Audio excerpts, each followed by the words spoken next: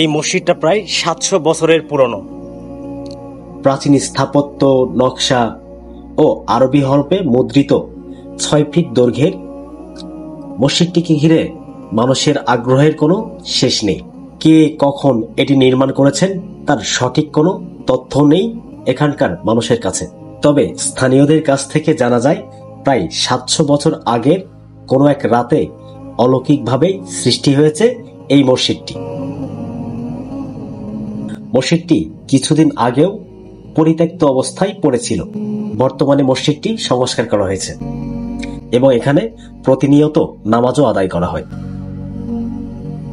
এতক্ষণ আপনাদের সাথে যে মসজিদটি নিয়ে কথা বলছিলাম সেটি কালের সাক্ষী হয়ে দাঁড়িয়ে আছে পলাশবাড়ির পৌর শহরের নুনিয়াগাড়ি গ্রামে।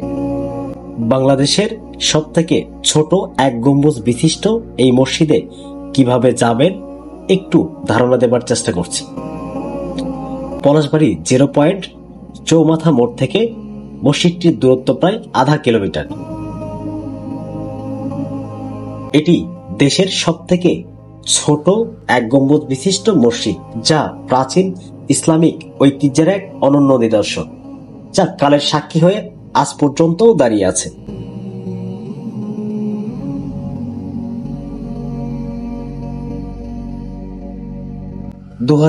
সালের আগ পর্যন্ত মসজিদটি পুরনো অবস্থাতেই পড়েছিল।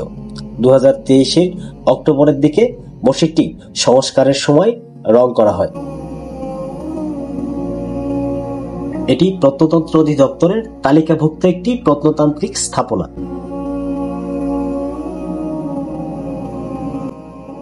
অন্তত 700 বছরের পুরনো এই মসজিদটি এক কক্ষ বিশিষ্ট। এর উপরিভাগে একটি গম্বুজ এবং 4 কোণায় রয়েছে 4টা পিলার। প্রাচীন এই মসজিদটিতে একসাথে নামাজ আদায় করতে পারেন ইমাম সহ 3 থেকে 4 জন ব্যক্তি। নামাজের জায়গা রয়েছে দৈর্ঘ্য থেকে প্রস্থ প্রায় 6 ফিট।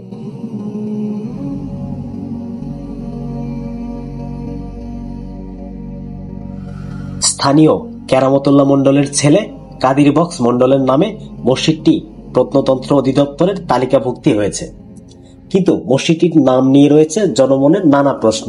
শুনেছি এই নাম নিয়ে নানা বিতর্ক সৃষ্টি হয়েছে এখানকার জনসাধারণের মনে। তবে মসজিদটির কাঠামো শৈলী দেখে ধারণা করা হয় মসজিদটি নির্মাণ করা হয়েছিল প্রায় 700 বছর আগে নবাব সিরাজউদ্দৌলার আমলে।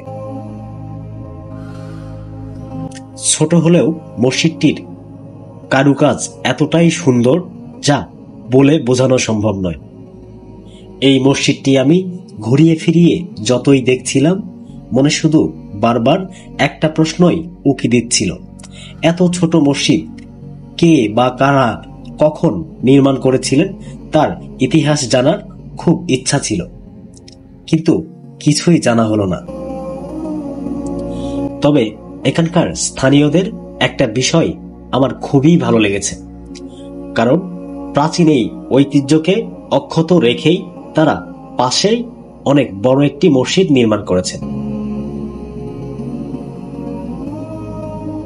বন্ধুরা, আজকের ভিডিওটি এই পর্যন্তই। দেখা হবে নতুন কোনো ভিডিওতে, নতুন কোনো জায়গায়। সে সাথে ভালো থাকুন, সুস্থ থাকুন। আসসালামু আলাইকুম।